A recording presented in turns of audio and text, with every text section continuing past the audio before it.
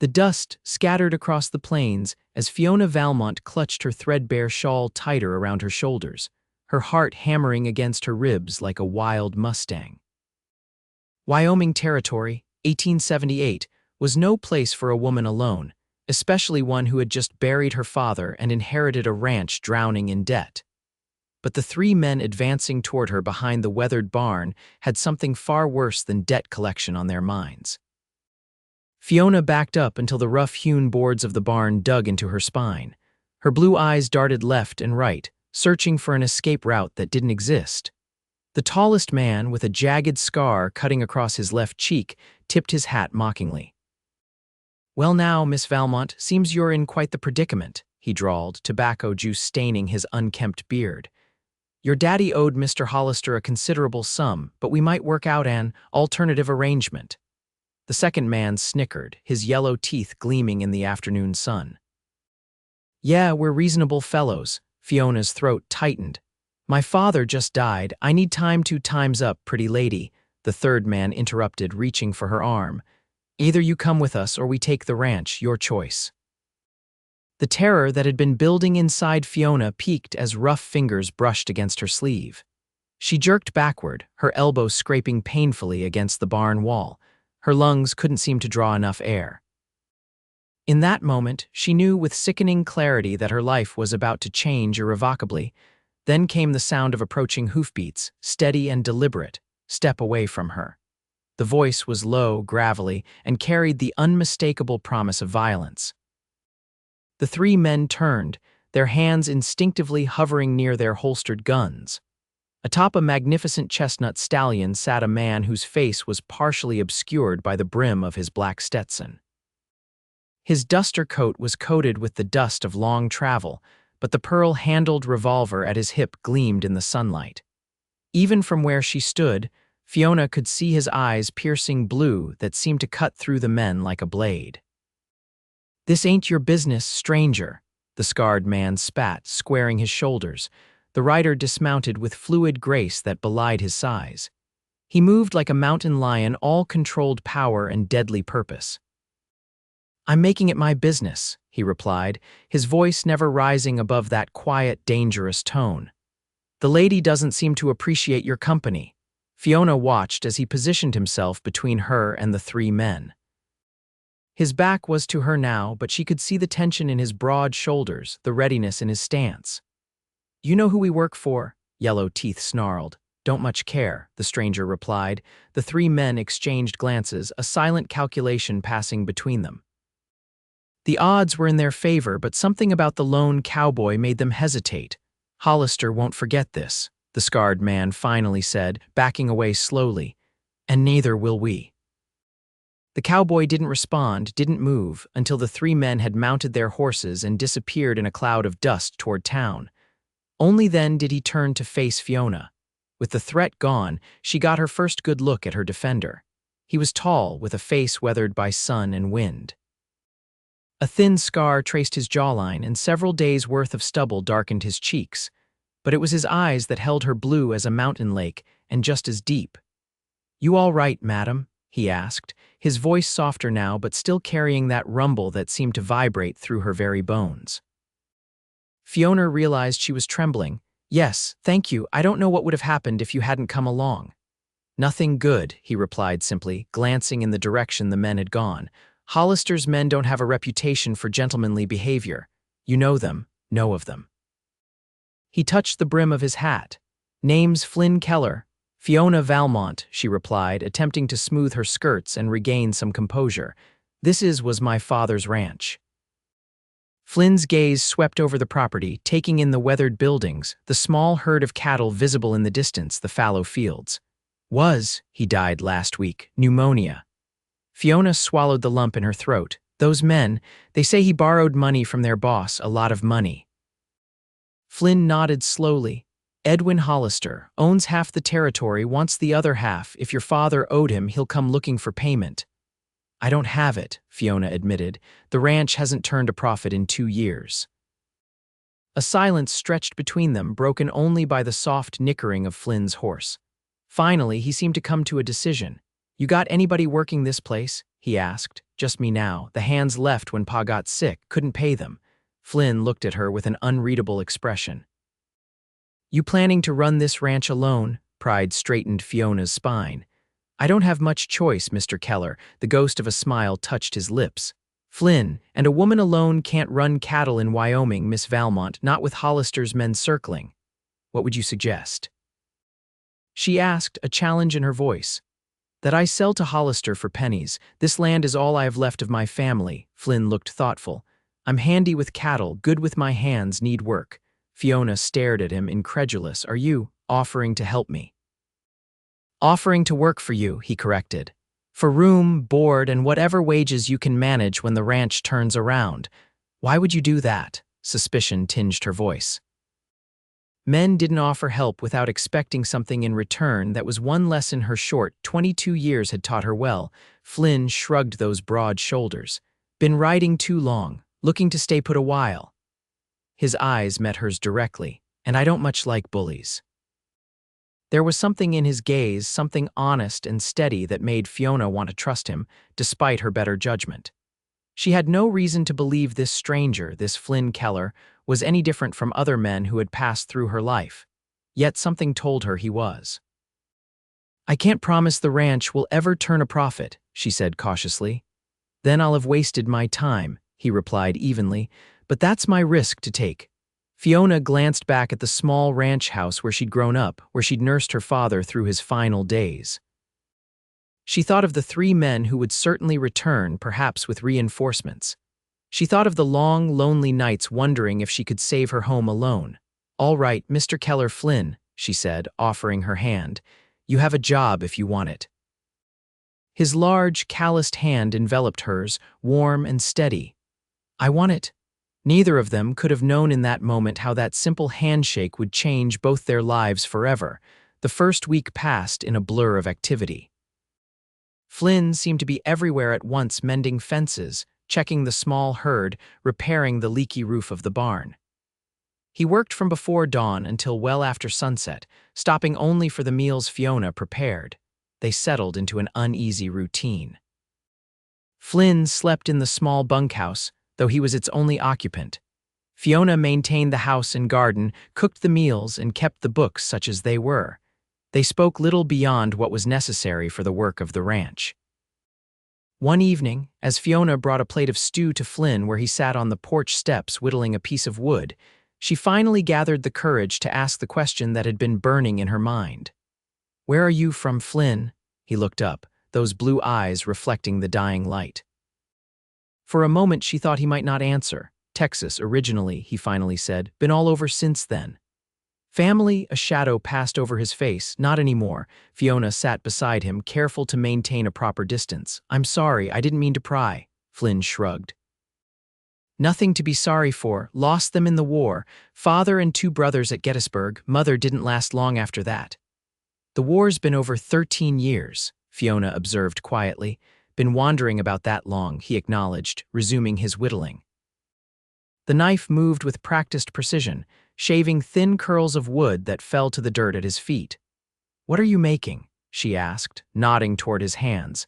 Flynn held up the small carving, the beginnings of a horse, its lines flowing and graceful despite its unfinished state. Just keeping my hands busy. It's beautiful, Fiona said, genuinely impressed. I didn't know you were an artist. The word seemed to embarrass him. Just something I picked up, my grandfather taught me. The mention of his grandfather opened a tiny window into Flynn's past, and Fiona found herself hungry for more.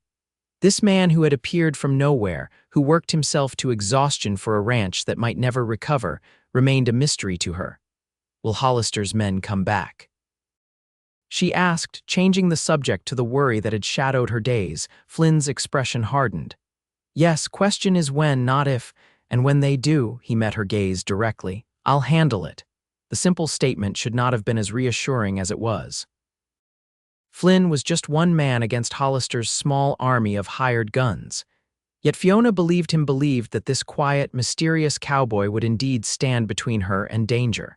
Thank you, she said softly, for staying. Flynn nodded once, then returned to his whittling. But Fiona thought she saw something soften in his expression, a subtle shift that gave her hope that perhaps he didn't regret his impulsive offer to help a stranger. True to Flynn's prediction, Hollister's men returned 10 days later. Fiona was hanging laundry when she heard the approaching horses. Her hands froze on the damp shirt Flynn's that she had just pinned to the line. 5 riders approached the house, dust billowing behind them. The scarred man was in the lead, his face twisted into a smug smile when he spotted her. "Miss Valmont," he called out. "Lovely day, isn't it?" "Where's your guard dog?" Fiona's heart hammered against her ribs, but she lifted her chin defiantly. "What do you want, mister?" "Dawson," he supplied with a mock bow from the saddle. "And you know exactly what we want, Mr. Hollister's money or the deed to this pitiful excuse for a ranch." "This land isn't for sale," came Flynn's voice from behind her. Fiona hadn't heard him approach, but she felt a wave of relief as he stepped up beside her. He had been working on the south pasture fence all morning, and his shirt was damp with sweat. A hammer hung from his belt, and his right hand rested casually near his holstered revolver. Dawson's smile faded. "Still here, are you? Thought you might have smartened up and moved on." "Thought wrong," Flynn replied evenly. The atmosphere grew tense as the two men sized each other up. Fiona could feel the barely contained violence simmering beneath the surface. "Mr. Hollister is a patient man," Dawson said, "but his patience has limits. He sent me with an offer." He reached into his jacket and pulled out an envelope. $200 for the deed. "That's generous, considering the state of this place." "200 wouldn't cover half of what you claim my father borrowed," Fiona pointed out. Dawson shrugged. "Mr. Hollister is willing to forgive the remainder of the debt. Call it his charitable nature." "And if we refuse?" Flynn asked, though his tone suggested he already knew the answer. Dawson's face darkened. "Then things get unpleasant, very unpleasant." "You threatening us?" Flynn took a step forward, his posture shifting subtly. Fiona had never seen him like this, coiled tension in every line of his body, eyes hard as flint. "Just stating facts," Dawson replied, though he edged his horse back slightly. "Mr. Hollister gets what he wants one way or another." "Not this time," Flynn said quietly. "Tell Hollister the Valmont ranch isn't for sale, at any price." Dawson's face flushed with anger. "You're making a mistake, Cowboy." "Wouldn't be my first," Flynn replied. "Won't be my last." For a tense moment, Fiona thought Dawson might order his men to attack. Instead, he stuffed the envelope back into his jacket. "1 week," he snapped. "You have 1 week to reconsider after that." He let the threat hang in the air as he wheeled his horse around. The 5 riders galloped away, leaving Fiona and Flynn standing in a cloud of dust. "We have to do something," Fiona said once they were out of earshot. "They'll come back with more men next time." Flynn nodded, his eyes still fixed on the retreating riders. "We need help." "Who? The sheriff?" Fiona laughed bitterly. "Everyone knows Sheriff Davis is in Hollister's pocket." "Not the sheriff," Flynn agreed, "but we need more hands, men who can fight if it comes to that." "Where would we find such men, and how would we pay them?" Flynn finally turned to look at her, determination etched in his features. "I know some people, good men who owe me favors." "Owe you for what?" Fiona asked, suddenly reminded of how little she knew about the man who had appointed himself her protector. A ghost of a smile touched Flynn's lips. "For various things. Trust me, Fiona, I can get us help." It was the first time he had used her given name, and the sound of it in his deep voice sent an unexpected warmth through her. "I do trust you," she realized aloud. "God help me, I barely know you, but I trust you." Something flickered in Flynn's eyes, surprise perhaps, or something deeper. "I'll ride to Laramie tomorrow. There's a man there who can send messages to the others." "How long will you be gone?" Fiona asked, not caring that her voice betrayed her anxiety at the thought of being alone. 3 days, maybe 4. Flynn's gaze softened. "You'll be all right until then." "Hollister's men won't be back before their deadline." "How can you be sure?"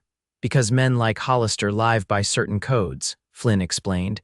"It's all about appearance. If he gives you a week, he'll wait a week. Makes him look reasonable when he finally takes what he wants." Fiona shivered despite the warm afternoon sun. "And when the week is up," Flynn's expression turned grim, "by then we'll be ready for them." That night after supper, Flynn lingered at the table longer than usual. Normally, he would thank Fiona for the meal and retreat to the bunkhouse, giving her privacy in the main house. But this evening he seemed reluctant to leave. "If I'm going to help you fight for this ranch," he said finally, "I need to know what we're fighting for." "Why is this place so important to you?" Fiona was startled by the personal nature of the question, but she found herself wanting to answer. "My mother died giving birth to me. It was always just Pa and me. He built this place from nothing, worked himself to the bone for it." She looked around the modest kitchen, seeing not its current shabbiness but the memories it held. "Every inch of this ranch has my father's sweat and blood in it. It's not just land, it's his legacy, my legacy." Flynn nodded slowly. "Good reason. And you?" Fiona asked. "Why are you helping me fight for something that isn't yours?" The question seemed to catch him off guard. He was silent for so long that Fiona thought he might not answer. "Been fighting other people's battles most of my life," he finally said. "First the war, then other things. Never had anything of my own worth fighting for." His blue eyes met hers across the table. "Figured it was time I chose a battle that mattered." The simple honesty of his words touched something deep inside Fiona. "And this matters? My little ranch." "You matter," Flynn said quietly, then seemed startled by his own words. He stood abruptly. "I should get some sleep. Long ride tomorrow." Fiona watched him go, her heart beating a strange rhythm in her chest. "You matter." Two simple words that somehow felt more significant than any flowery declaration could have been. The next morning, Flynn was gone before dawn.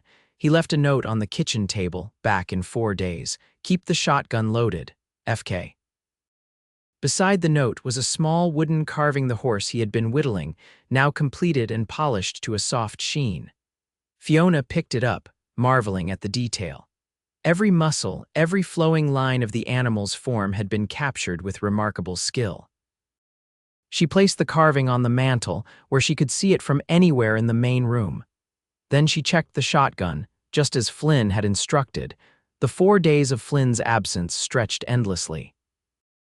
Fiona kept busy with chores, tending to the small kitchen garden, mending clothes, and even attempting some of the simpler ranch tasks. Each night she locked the doors and windows, the shotgun propped beside her bed.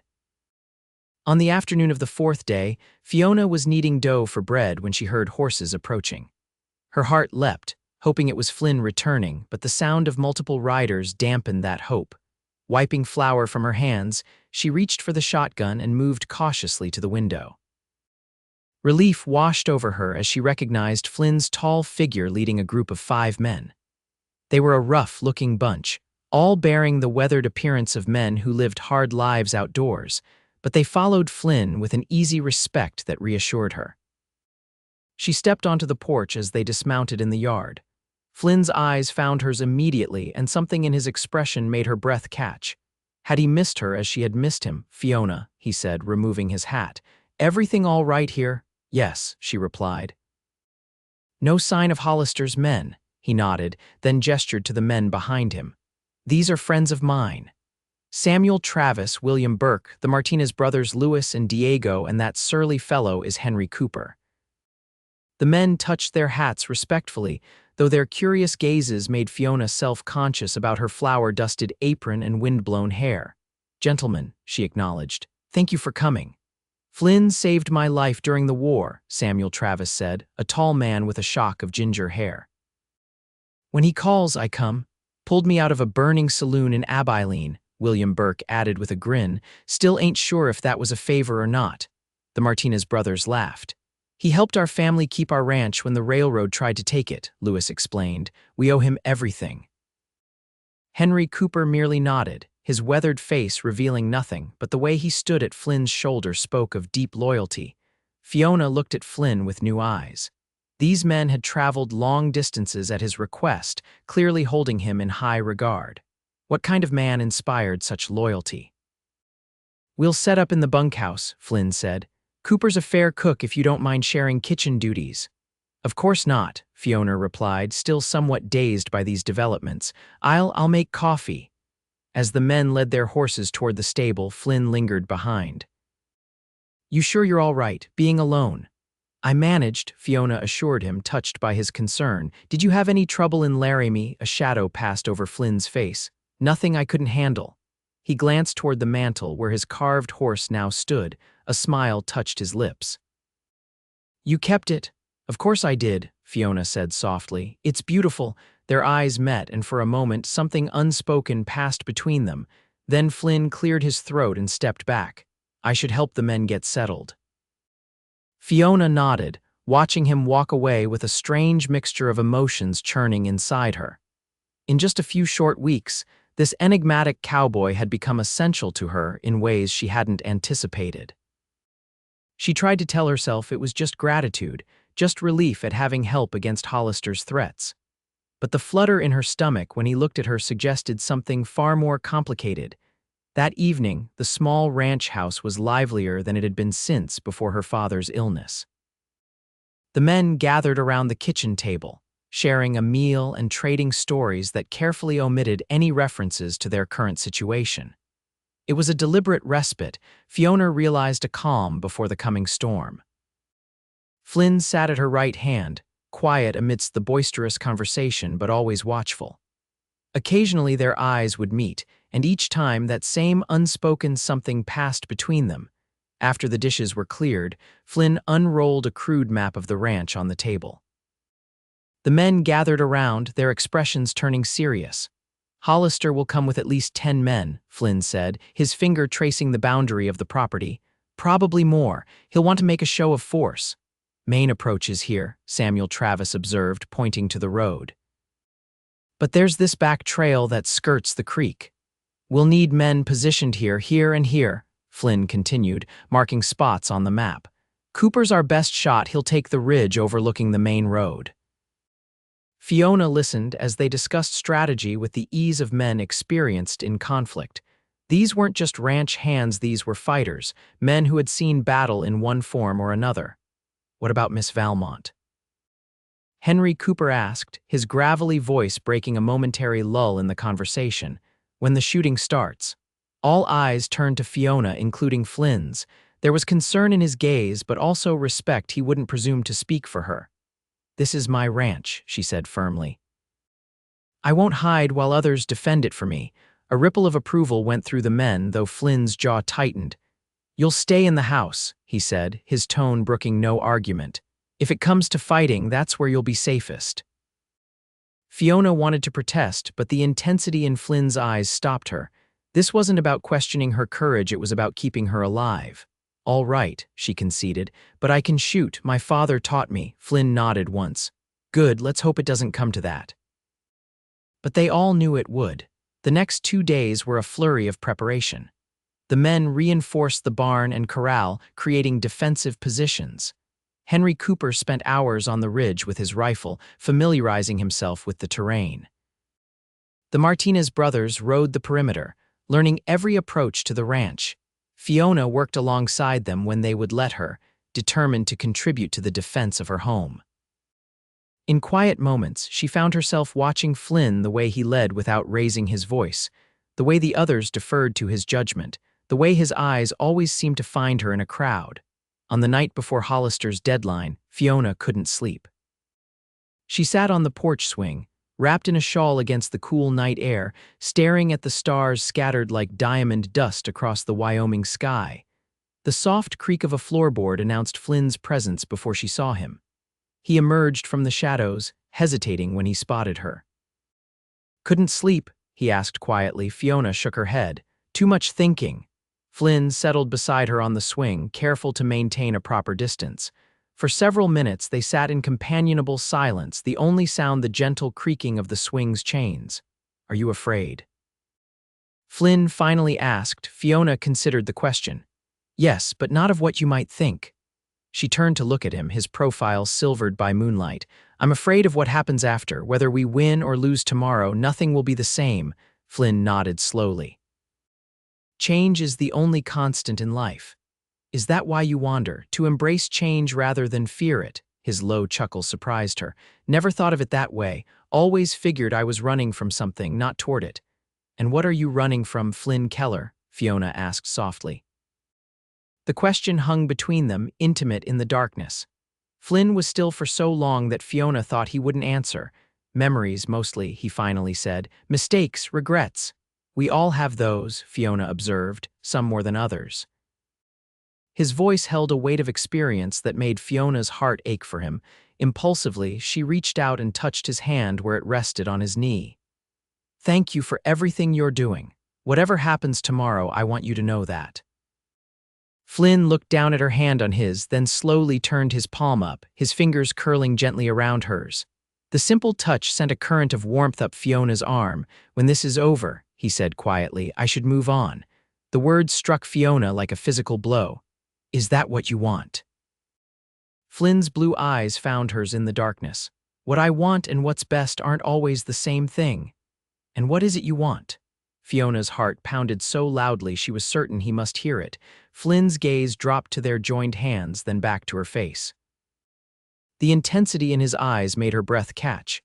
"Things I have no right to ask for." Before Fiona could respond, could tell him that perhaps he had every right, a sound from the bunkhouse drew his attention. He released her hand and stood in one fluid motion. "You should get some rest," he said, his voice returning to its usual controlled tone. "Tomorrow will come early." Fiona watched him walk away, the warmth of his hand lingering on hers like a promise unfulfilled. Morning arrived with a golden haze that belied the tension hanging over the ranch. By noon, all preparations were complete. The men took their positions, weapons checked and rechecked. Fiona remained in the house as agreed, though it galled her to be relegated to waiting while others risked their lives for her property. Flynn came to the house one last time before taking his position near the barn. He stood awkwardly in the doorway, hat in hands, looking more uncertain than she had ever seen him. "If things go bad," he said without preamble, "there's a back trail through the west pasture, leads into the foothills. Samuel knows it, he'll get you out." "I won't run," Fiona said firmly. Flynn stepped closer, his expression intense.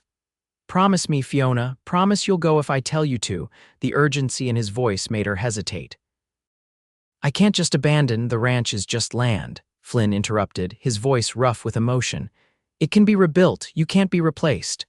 The words hung between them, more revealing than perhaps he had intended. Fiona's heart hammered against her ribs. "All right," she whispered, "I promise." Relief softened Flynn's features. He reached out as if to touch her face, then seemed to think better of it, his hand falling back to his side. "Stay safe," he said simply, then turned and left before she could respond. Fiona watched from the window as he took his position, her emotions in turmoil. When had this stoic cowboy become so important to her? When had the thought of him leaving become so unbearable? The hours crawled by with excruciating slowness. Fiona paced the small house, checking and rechecking the loaded shotgun propped by the door. Outside, the men waited with the patience of experienced hunters. It was mid-afternoon when William Burke's low whistle signaled approaching riders. Fiona's heart leapt into her throat as she peered cautiously through the curtains. A large group of horsemen approached down the main road, at least 15 men, with Edwin Hollister himself in the lead. Hollister was a large man with a florid face, expensively dressed despite the dust of travel. His reputation as one of the most powerful men in the territory was well earned through money, intimidation, and occasional violence. He had amassed a small empire of ranches and businesses. Beside him rode Dawson, his scarred face twisted in anticipation. The rest were hired guns, their expressions ranging from bored to eager for violence. Fiona watched as Flynn stepped out from behind the barn, positioning himself squarely in the path of the approaching riders. Alone and seemingly unafraid, he stood as a human barrier between her home and those who would take it. Hollister raised his hand, and the group halted a short distance away. For a long moment, no one spoke as the two sides assessed each other. "You must be the hired help," Hollister finally said, his voice carrying clearly across the yard. "Dawson told me about you." "Name's Flynn Keller," Flynn replied evenly. "This is Valmont property. You're trespassing?" Hollister's eyebrows rose. "Valmont property, is it? Interesting, since I hold a debt note that says otherwise." His gaze shifted to the house. "Where's the girl hiding?" "Miss Valmont isn't your concern," Flynn said. "Your business is with me now." Hollister laughed, the sound devoid of humor. "You're either very brave or very stupid, Mr. Keller. One man against 15. On cue, Samuel Travis stepped out from behind the corral, rifle in hand. The Martinez brothers appeared from behind the woodpile. William Burke emerged from the shadows of the porch, and Henry Cooper's distinct figure became visible on the ridge overlooking the yard. 6 against 15, Flynn corrected calmly. Better odds. Hollister's face darkened. This is absurd. I have a legitimate claim to this property. Old Valmont borrowed money he couldn't repay. Then take it up in court, Flynn suggested. Courts take time, Hollister snapped. And I want this land now. The railroad's coming through next year, and this section will be worth 10 times what it is today. So that was it, Fiona realized. Not just another acquisition for Hollister's growing empire, but a calculated investment. Her father had probably never known the true value of what he was mortgaging. Not for sale, Flynn said simply. Not now, not ever. Hollister's patience visibly evaporated. Dawson, he barked, clear these fools out.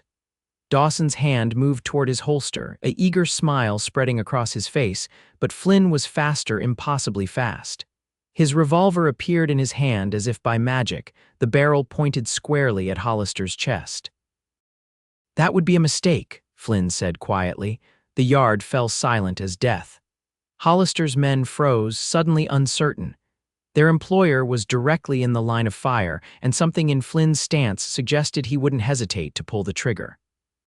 You wouldn't dare, Hollister said, though his face had paled considerably. I've killed better men than you, Flynn replied, his voice so cold it sent a shiver down Fiona's spine, and for far less reason. Fiona could see the calculation in Hollister's eyes weighing the risk against the reward, his life against his ambition. Perhaps we can come to an arrangement, Hollister said finally, his tone considerably more conciliatory. Elise, perhaps. The girl keeps the title, I get usage rights. No deals, Flynn said. You and your men are going to turn around and ride back to town. You're going to tear up whatever paper you claim old man Valmont signed, and you're never going to set foot on this property again. Hollister's face flushed with anger. Do you have any idea who I am? What I can do? I know exactly who you are, Flynn said, and something in his tone made Hollister pause. I also know about the shipment of Army rifles that disappeared near Fort Laramie last year. The ones that ended up in the hands of certain unsavory characters after passing through your warehouse.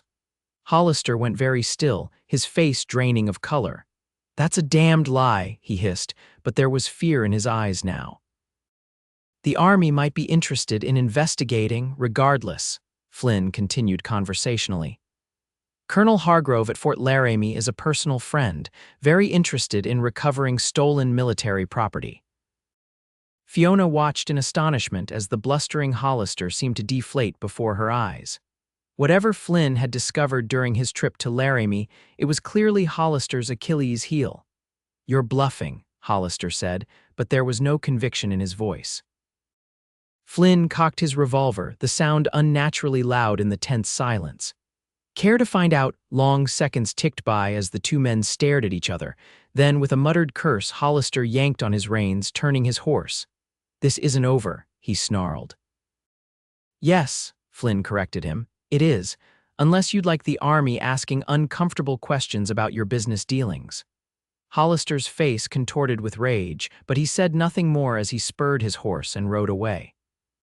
His men followed, Dawson casting one last venomous look over his shoulder. No one moved until the riders were well out of sight. Then Samuel Travis let out a whoop that broke the tension like a thunderclap. The Martinez brothers clapped each other on the back, and William Burke performed an impromptu jig. Fiona burst from the house, heedless of Flynn's instructions to stay inside. Relief and elation propelled her across the yard until she stood before Flynn, who was calmly holstering his revolver. How did you know? She demanded. About the rifles, a small smile touched Flynn's lips. Wasn't hard. Hollister's been trafficking stolen goods for years, just needed to find the right leverage. But how did you? Fiona began, then shook her head. It doesn't matter, you saved the ranch. You saved everything. Something flickered in Flynn's eyes, a shadow that dimmed his triumph.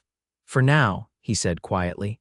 Hollister won't try again, but that doesn't solve the ranch's problems. You're still in debt, still short-handed. reality crashed back upon Fiona's momentary euphoria. Flynn was right, they had won the battle, but the war for survival was far from over. "We'll manage," she said, trying to sound more confident than she felt. "We have to." Flynn studied her face for a long moment, then nodded once. "Yes, we will." The word we hung between them, pregnant with possibility. Did he mean to stay then? To see this through beyond today's victory? Before Fiona could ask, the others surrounded them, full of congratulations and relieved laughter. The moment passed, but the question remained unanswered in Fiona's heart. That evening, with Hollister's threat neutralized, the atmosphere at the ranch transformed. Samuel Travis produced a fiddle from his saddlebags, and William Burke revealed a talent for storytelling that had everyone in stitches. Even the taciturn Henry Cooper unbent enough to join the celebration, producing a flask of whiskey that was passed around judiciously. Fiona moved through it all in a state of dazed happiness, watching these men who had fought for her home now celebrating as if it were their victory too. Perhaps it was. Flynn remained somewhat apart, as was his habit, but his eyes followed Fiona's movements with an intensity that made her skin tingle whenever their gazes met. Something had changed between them, something undefined but palpable. As the evening wore on, Samuel struck up a lively tune, and Diego Martinez pulled Fiona into an impromptu dance in the yard. She laughed, letting the music and the moment carry her, spinning from Diego to Louis, then to William. When the tune changed to something slower, she found herself facing Flynn, who had silently joined the circle. He hesitated, then held out his hand in invitation. Fiona placed her hand in his without hesitation. His other hand came to rest lightly at her waist, maintaining a proper distance between them as they began to move to the music. "I didn't know you danced," she said softly, aware of the others watching with knowing smiles. "Poorly," Flynn admitted, though his steps were sure and steady. "But some occasions call for it." They moved together under the stars, the fiddle's sweet notes enveloping them in a world of their own. Fiona was acutely conscious of Flynn's hand at her waist, the warmth of his palm against hers, the way his blue eyes never left her face. "What happens now?" she asked, giving voice to the question that had been haunting her since his words on the porch the night before. Flynn's steps faltered slightly. "The men will leave tomorrow or the next day, back to their own lives. And you?" Fiona's heart seemed to pause, waiting for his answer. Flynn was silent for several long moments, his expression unreadable. "That depends," he finally said. "On what?" His hand tightened almost imperceptibly on hers. "On whether there's a reason for me to stay." Fiona's breath caught in her throat. "Is there?" she whispered. The music faded into the background as Flynn stopped dancing, his eyes searching hers with an intensity that made her heart race. "I think there might be," he said quietly, "if you want there to be." Fiona knew this was more than a question about employment, more than a cowboy asking if his services were still needed. This was Flynn Keller, solitary, guarded, haunted by his past, offering something he had not offered anyone in a very long time: himself. "I want you to stay," she said simply, the words coming from the deepest part of her heart. "Not just for the ranch, for me." Something powerful flickered in Flynn's eyes: relief, joy, and something that might have been the beginnings of love. His hand moved from her waist to gently touch her cheek. "Then I'll stay," he promised. The others had tactfully moved away, giving them this private moment beneath the vast Wyoming sky. Fiona was aware only of Flynn, of the warmth of his hand on her face, of the promise in his eyes. Slowly, giving her every chance to pull away, Flynn lowered his head until his lips met hers in a kiss so gentle it brought tears to her eyes. It was a beginning, a question, a promise all in one. When they finally parted, Fiona saw in Flynn's face the same wonder she felt in her own heart. Whatever happened tomorrow or the next day or the next year, they would face it together. The lonely cowboy and the determined rancher's daughter, bound by something neither had expected to find in this harsh, beautiful land. "Home," Flynn murmured, as if testing the word after long disuse. Fiona smiled up at him, her heart full. "Yes," she whispered back. "Welcome home, Flynn Keller." And under the endless Wyoming stars, with the future stretching before them like an unwritten story, Fiona knew that while the path ahead might not be easy, it would be worthwhile. For the first time since her father's death, hope bloomed within her, not just for the ranch's survival, but for a life filled with purpose and love. The coming weeks brought changes to the Valmont ranch. True to Flynn's prediction, his friends departed after a few days of rest, but not before helping with essential repairs and promising to return if needed. Their departure left the ranch quieter, but not empty, not with Flynn Keller's steady presence filling spaces that had too long been hollow. Together, Flynn and Fiona faced the daunting task of reviving the struggling ranch.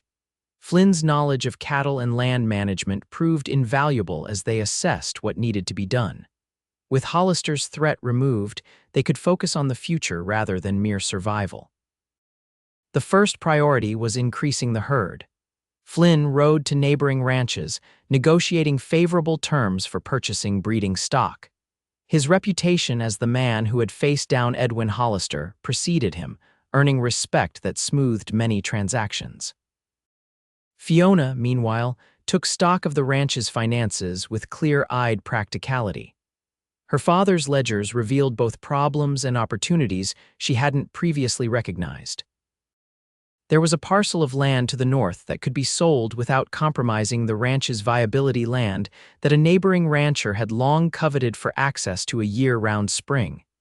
"It's not giving up," Flynn assured her when she hesitated over the decision.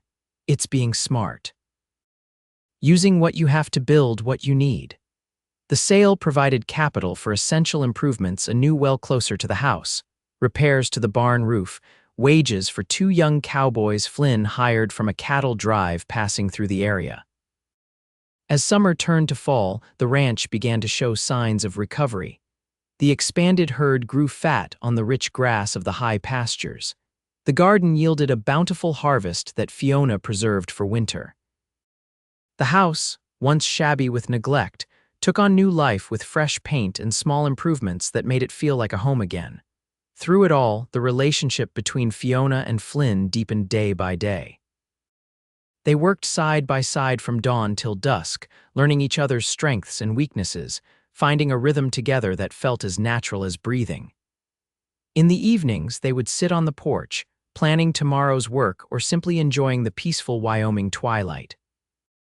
Flynn remained somewhat reticent about his past, but gradually, Fiona learned more about the man who had appeared so mysteriously in her life. He had indeed fought in the war, barely more than a boy when he enlisted with his brothers. After losing his family, he had drifted, working as a ranch hand, occasionally as a lawman, and sometimes in capacities he was less willing to discuss. "I've made mistakes," he admitted one evening as they sat before the fire. "Done things I'm not proud of." "We all have regrets," Fiona said softly, reaching for his hand.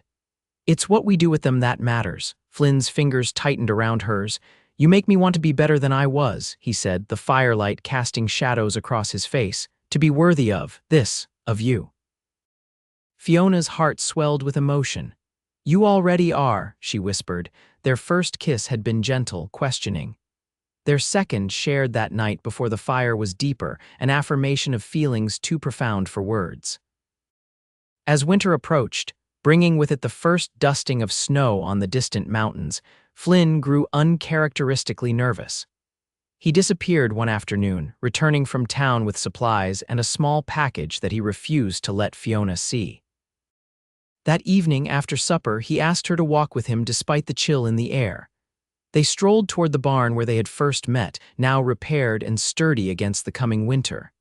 "Do you remember that day?" Flynn asked, nodding toward the spot where Hollister's men had cornered her. "How could I forget?" Fiona replied. "You appeared like something from a storybook. My very own knight in dusty denim." Flynn smiled at that, but there was something serious in his eyes. "I had no intention of staying," he confessed. "Thought I'd help for a few days, then move on as I always did." "What changed your mind?" Fiona asked, though she thought she knew the answer. Flynn's gaze was warm as it rested on her face. "You did, your courage, your determination, the way you fought for what mattered to you." He took a deep breath. "I never thought I'd find a place that felt like home again, or someone who made me want to stay in one place. With hands that trembled slightly, he reached into his pocket and withdrew the small package he had brought from town. "I'm not good with words," he said. "Never have been. But I hope this says what I'm trying to." Fiona unwrapped the package with fingers suddenly clumsy with anticipation. Inside was a simple gold band with a small diamond that caught the fading light. "It's not fancy," Flynn said, watching her face anxiously, "but it's honest. Like what I feel for you." Tears blurred Fiona's vision as understanding dawned. "Flynn," he took her hands in his, the ring glinting between them. "I love you, Fiona Valmont. I think I started falling in love with you the moment I saw you standing against that barn, scared but refusing to show it." His voice grew husky with emotion. "I don't have much to offer but myself and a promise to stand beside you for as long as you'll have me." Fiona felt joy bubbling up from some deep wellspring inside her. "Are you asking me to marry you, Flynn Keller?" A smile lit his face, transforming the habitual seriousness of his expression. "I am. Badly, probably, but with all my heart." "Then my answer is yes," Fiona said, tears spilling down her cheeks. "Yes, I will marry you." Flynn's hands trembled as he slipped the ring onto her finger. Then he pulled her into his arms, his kiss conveying all the love and promise that words could not fully express. They were married in the town church 2 weeks later, with Samuel Travis and the Martinez brothers returning for the occasion. The small community, initially skeptical of the mysterious cowboy who had appeared from nowhere, had gradually accepted Flynn as one of their own. His decisive handling of Hollister had won respect, and his obvious devotion to Fiona had softened even the most cynical hearts. Fiona wore her mother's wedding dress, carefully altered to fit her slimmer frame. Flynn, uncharacteristically nervous, looked handsome in a new suit that made him fidget until Fiona took his hands in hers before the altar. "I thought I'd spend my life alone," he told her later, as they danced at the small reception in the town hall. Wandering from place to place, never belonging anywhere, Fiona rested her head against his chest, feeling the steady beat of his heart. "And now," Flynn's arms tightened around her, "now I know where I belong, who I belong with." As winter settled over the Wyoming Territory, blanketing the ranch in pristine white, Flynn and Fiona Keller faced the season from the warmth of their home. The challenges ahead were many, building the ranch into something that would sustain them and the family they hoped to create, navigating the changing face of the West as civilization pushed ever westward, finding their place in a world transforming around them. But they would face it together, the cowboy who had learned to stay and the woman who had given him a reason to. Their love, born in a moment of danger behind a weathered barn, had grown into something as enduring as the land itself, a love that would see them through whatever the future might bring. 5 years later, on a warm spring evening, Fiona sat on the porch swing watching Flynn teach their 3-year-old son, James, to whittle a small piece of wood. Their 5-month-old daughter, Elizabeth, slept peacefully in her cradle nearby. The Valmont Keller Ranch had prospered beyond Fiona's wildest hopes, not the largest in the territory, but solid and productive, a testament to hard work and perseverance. Flynn looked up, catching Fiona's gaze. The years had added a few lines to his face, but his blue eyes still held that same depth that had captured her heart. He smiled, a full, unguarded smile that still made her breath catch. "What are you thinking?" he asked. Fiona returned his smile, her heart full of contentment. "That I'm grateful for strangers who corner people behind barns," she said teasingly, "and for cowboys who appear just when they're needed most." Flynn's laugh joined with hers, rising toward the endless Wyoming sky, the sound of happiness found, of home, of love that had begun with a chance encounter and a simple command. "Step away from her." Words that had changed everything, beginning a story that would continue for all their days.